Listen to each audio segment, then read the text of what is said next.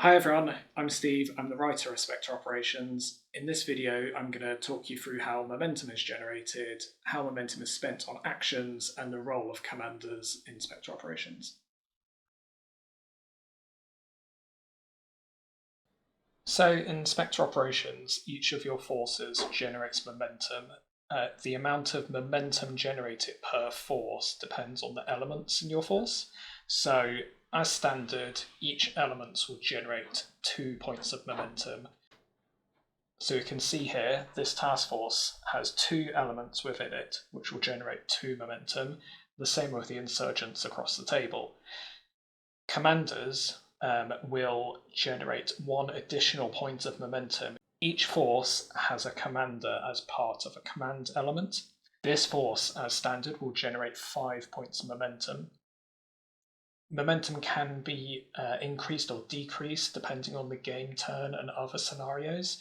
So the basic rule we use in Spectre Operations is the first 3 turns, each force gets an additional +1 momentum, just to represent that first push within a fight. So each force for this demonstration will actually have 6 points of momentum to play with. Now, momentum can then be used to spend on different actions for each element. And the key point is that the momentum generated by each element doesn't have to be spent on actions for that element. The momentum goes into a pool for your entire force. So, for instance, this element could use 3 points of momentum, that could use 2, they could use none, they could use them all, and so on.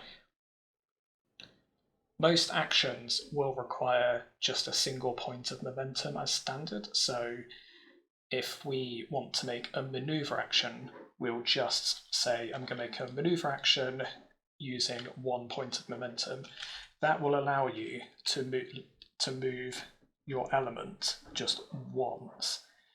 If you want to move further, we could spend more momentum on that. So if I wanted to move twice, I'd say let's spend 2 points of momentum on this action.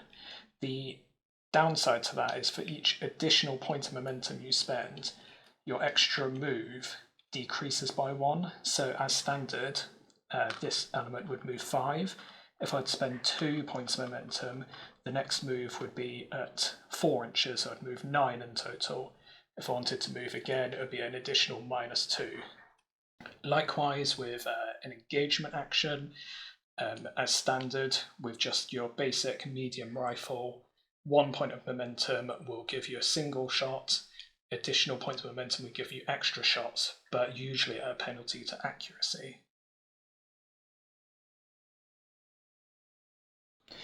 So commanders fill quite an important role in your force. Not only do they give you an additional momentum benefit, they also have access to other actions.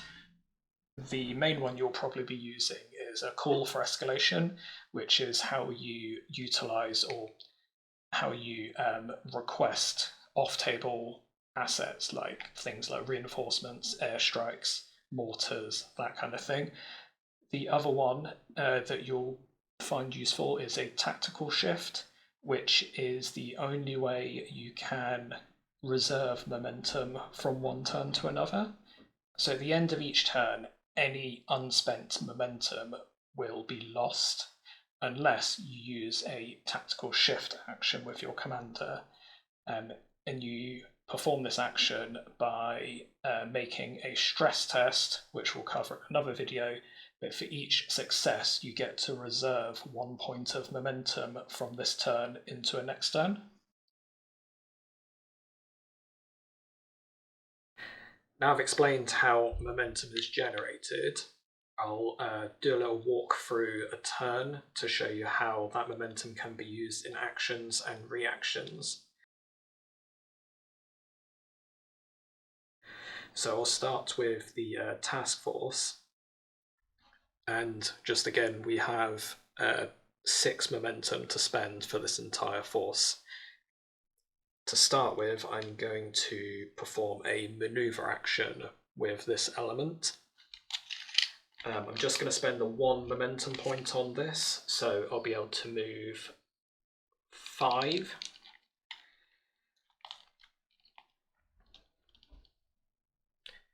So you always measure from center of the base to center.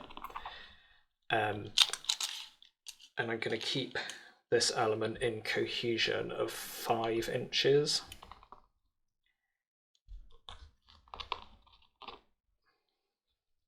It's important to remember the facing of each model. So here I'm going to be intending to attack that target, so I'm going to want to make sure the 45-degree field of fire is pointing in that direction. So that's my momentum spent on a maneuver action. So now I'm going to make an engagement action. We've got 5 models here, all for the sake of this video are going to be using medium rifles. So to perform an engagement action, the steps we follow are we designate the target. So this element is going to be engaging this element. And then we measure the distance. The engagement range of the medium rifle is 20 inches. And you can see this element is within 20. So I'm going to just spend a single point of momentum on this because I want to have fewer but more accurate shots.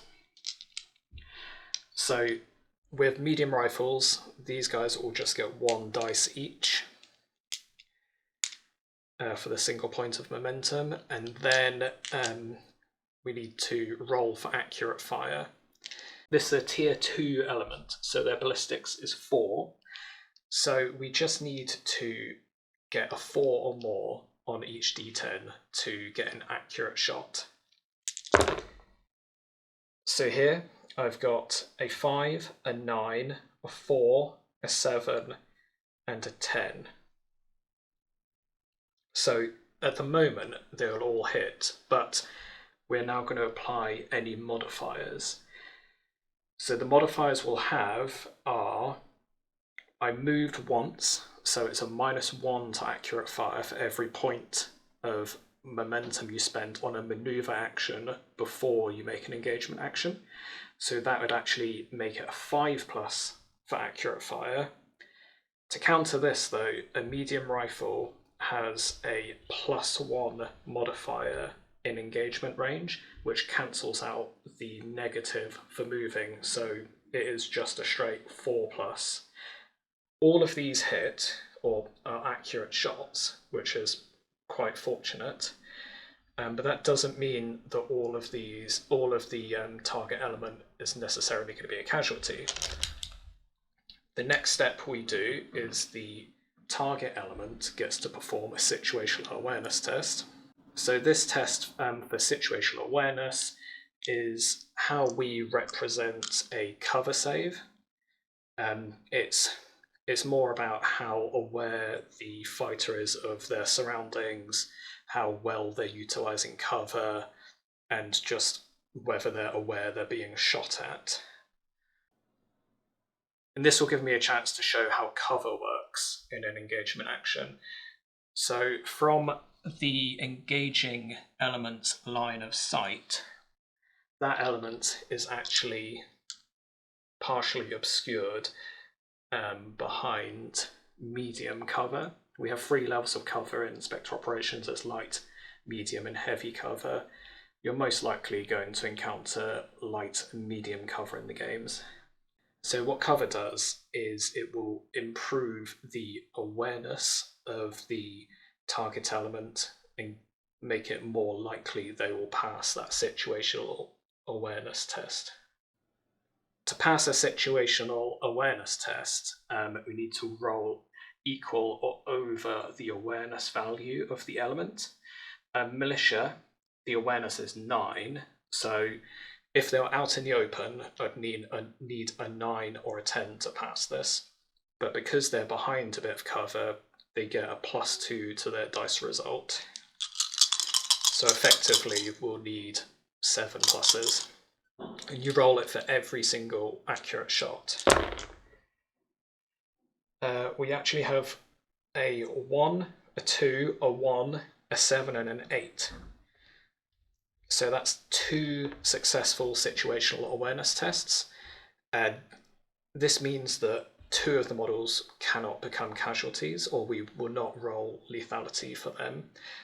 The negative, even though they've technically survived, is it will raise the stress level of the elements by 1 for every single successful situational awareness test. So we'll keep an eye on these 2. So that's 2 dice that have passed.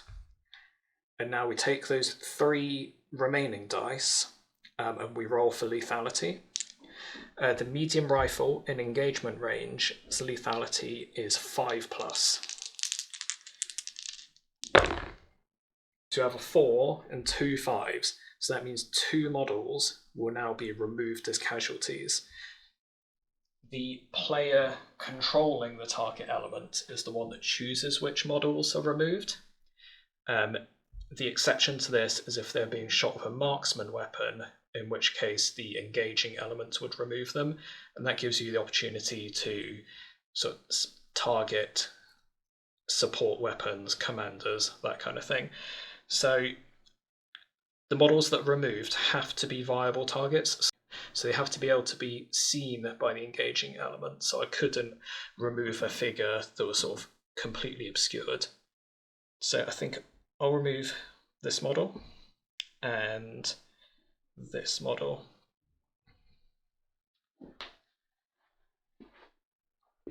Now the last step of an engagement action is to do a stress test, and this is where it's important to note the 2 successes for the situational awareness test we had. So we have a look at the stress level of the militia, which their base stress is 5. This actually is increased by 2 to 7. To make the stress test, we roll 1 dice for every accurate shot, so that was 5 accurate shots, and then 1 additional dice for every casualty that we cause, that was 2. So we actually need 7 dice, and to pass the stress test, they will need to roll equal or over their current stress level, which at the moment is 7. So we're going to roll 7 dice, and we need 7 pluses.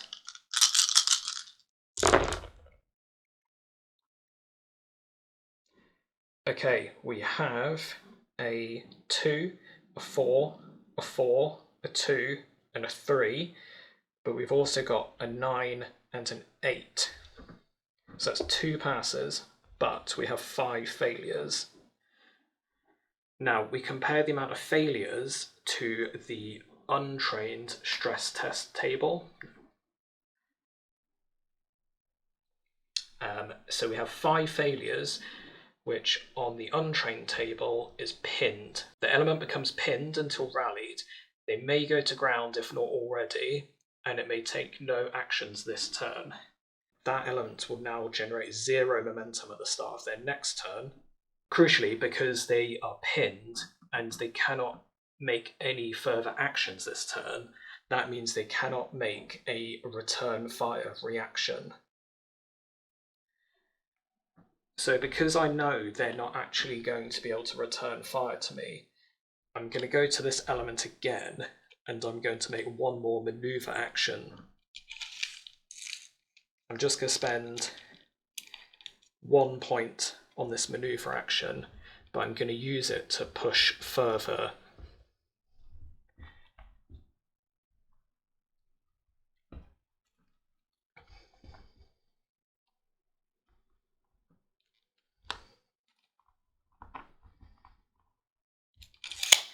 Okay, so in this turn, they have spent 3 points of momentum. So they spent 1 for the first maneuver, 1 on an engagement action, and now they've moved again.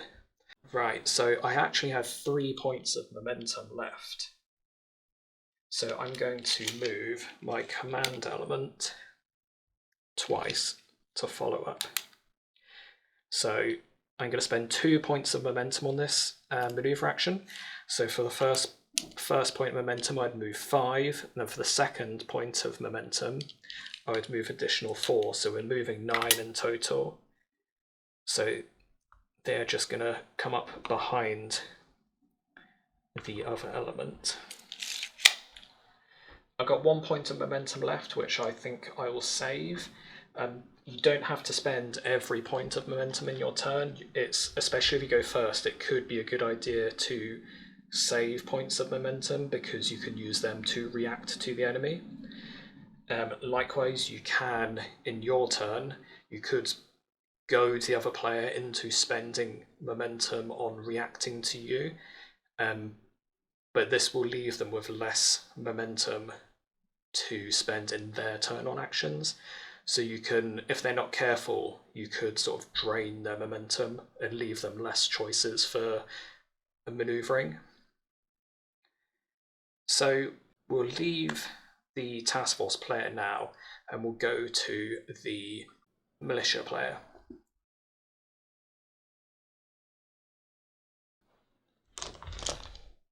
So in the militia player, they had generated their momentum at the start of the turn. They don't get the negative effects for being pinned yet. That will be at the start of next turn, unless I rally them, which I'll do now. So again, I've got 6 points of momentum to spend, and I'm going to perform a rally action with these militia. To perform a rally action is very similar to the stress test we did after the engagement. So we will roll 1 dice for every point of current stress they have, which is 7. So we'll need 7 dice, and to pass the rally test, you need to score equal or over their current stress.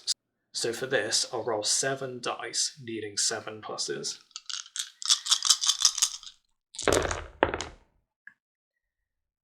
So they've actually scored pretty well. So we've got a 5, a 5, and a 3, which are all pet failures, but we have 4 successes of a 7, an 8, and an 8. So for every success, you reduce your current stress down by 1 point. When you reach your base stress, you're able to act again, so it removes any negatives you have from being suppressed, pinned, or any other stress effects. So they can now act freely again. So we're going to act with this militia element that was shot at before. I'm going to make a maneuver action to get them into better firing positions. So I'm just going to spend 1 point on this, and it's more of a bit of a shuffle rather than a full move. Okay, so militia move 5. What I'm going to do is I'm going to bring the light machine gun up, and I'll just bring some of the others in so they are within the field of fire. Pop the RPG in so he can join in as well. So now I'm going to show you how a slightly more involved engagement action works. With the task force guys, they all had medium rifles, so it was very easy. So now I'm going to show you how it would work with mixed weapons in your element. I'm going to spend 2 points of momentum on this engagement, just to show you how the automatic rule on the light machine gun works as well. So as standard, everyone will get 1 dice. We have 4 medium rifles, so that'd be 4 dice. I'm going to use of 1 colour. So it's a good idea to use different coloured dice to differentiate each weapon. The RPG is single shot, so regardless of the amount of momentum that is spent, it still just gets a 1 dice. And then the LMG would get, if I spent 1 point of momentum, it would just get a standard 1 shot, which kind of represents more controlled fire. It has the automatic rule, which means for every additional point of momentum is spent, it gets an additional 2 dice rather than an additional 1. So if I spent 3 points of momentum, I'd have 5 dice in total. I spent 2 points of momentum, so I'll have 3 to add to the fire. So in total, I've got 8 dice to roll. So I'm going to roll the 8 dice and then apply any modifiers. The militia's ballistics is 7, so I'll need a 7+, and then we'll look at the modifiers. Okay, so we have 3 accurate shots from this engagement. We've got a 9 from a medium rifle, a 10 from the LMG, and a 10 from the RPG. So that's 3 accurate shots in total from 3 different weapons. Take this as an opportunity to explain how area of effect weapons work in Spectre operations. So we don't use templates in this game. Weapons that have some kind of blast or other area effect from explosives or just from large amounts of fire will have an AOE value. So with the RPG, the AOE is 2.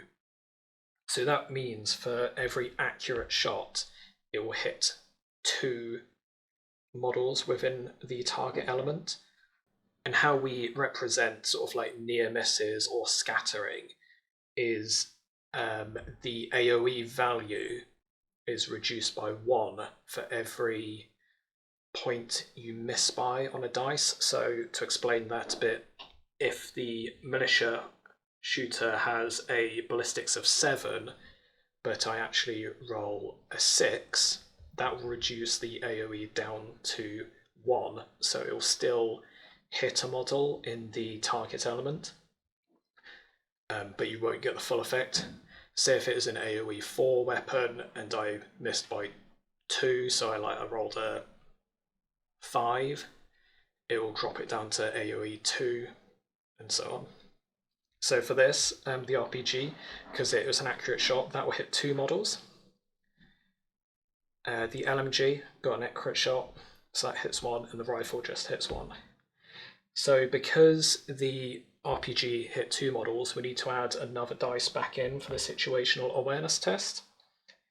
So this is where it's important to use coloured dice to track the weapons, but you need to track which weapon potentially has missed. Okay, so for the RPG we're going to roll 2, for the rifle we're going to roll 1, and for the LMG we're going to roll 1. The task force, their awareness is 9. The element is partially obscured by some cover, so more than 50% of the element is obscured, so they'll get a +1 bonus to their dice roll. So we need 8 pluses. Okay, we've not successfully evaded any of those.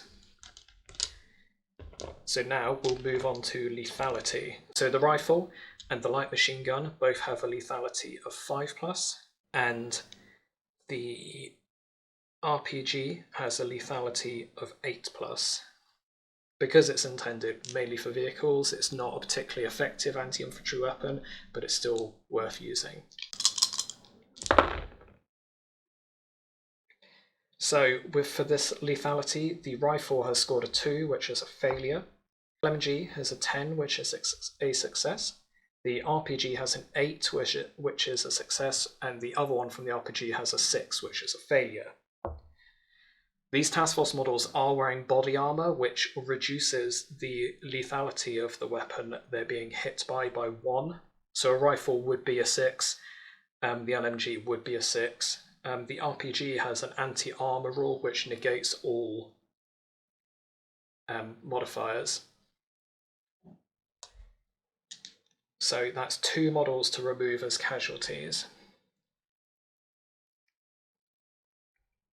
I'll remove these 2. So we had 3 accurate shots, so I roll 3 dice, and then plus another 2 dice, so 1 for each casualty caused. Their stress wasn't raised from successful situational awareness tests, so they are testing on the tier 2 value of 3. So I roll 5 dice, needing 3s. We have 2 3s, a 5, and 2 2s. So the 2 2s are failures. So we now compare the amount of failures again to the trained stress table, which is go to ground. So this is where the differences between trained and untrained really come into play. The task force now have the option of moving 3 if it allows them to reach cover, and they can use that to get into more beneficial positions. So I will move them slightly behind a bit more cover.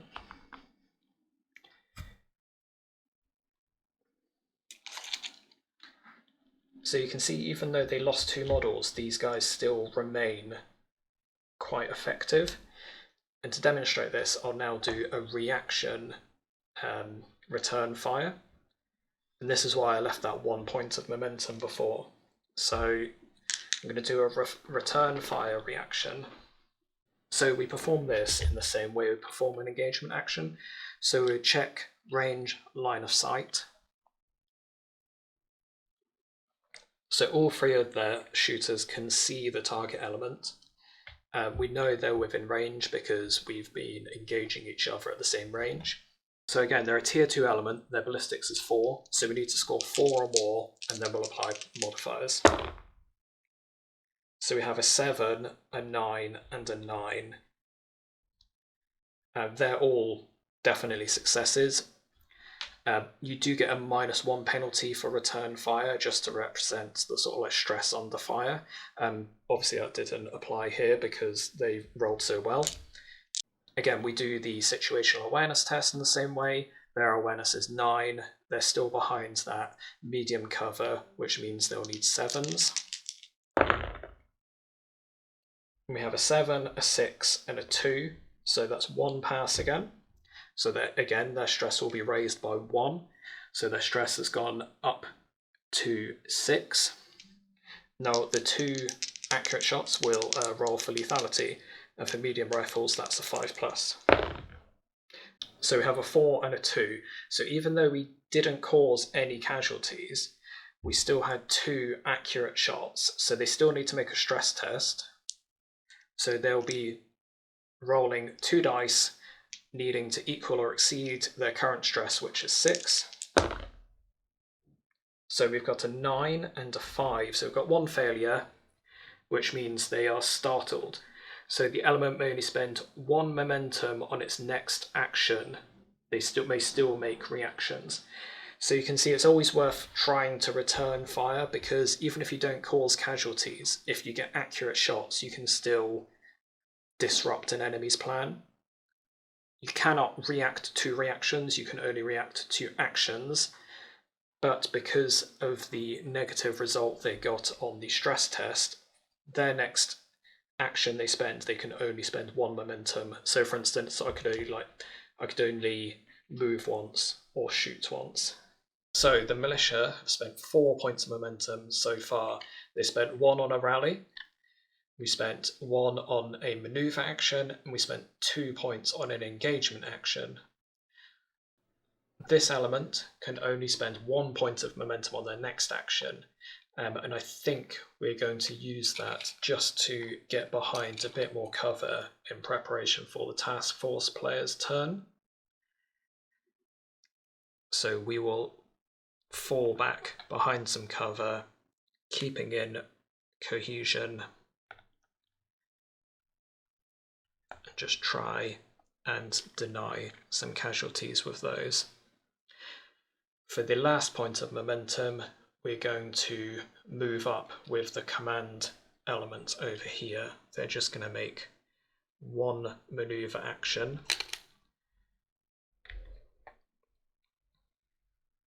I'm not going to move with every single model in the element.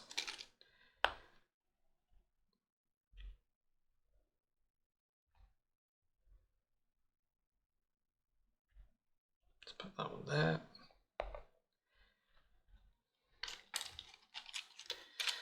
And that's the end of the game turn. So here you can see a quick introduction of how momentum is generated, how it's spent on actions, and a little bit of how you can interrupt each player's turn by reacting to their actions. So we hope this has been helpful with just an overview of a game turn, and we hope to see you again for another demonstration of Spectre operations.